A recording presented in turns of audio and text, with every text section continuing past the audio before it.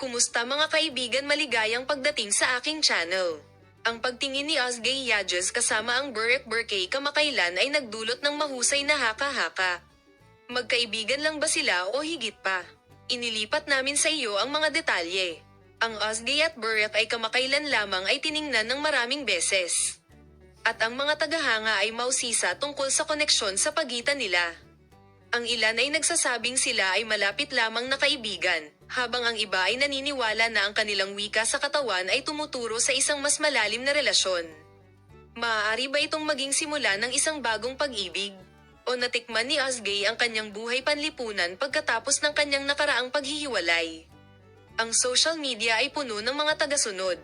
Ang ilang mga tagahanga ay nasasabik tungkol sa posibilidad ng isang bagong mag-asawa, habang ang iba ay nag-aalinlangan ng mga saloobin, na iniisip na maaari lamang itong maging isang pagkakaibigan.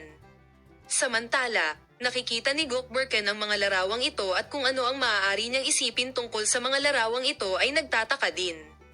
Ano sa palagay mo? Mayroon bang isang romantikong koneksyon o para lamang ibahagi ang iyong mga katanungan sa amin sa seksyon ng mga komento? Masisiyahan kaming makita ka sa mga bagong video.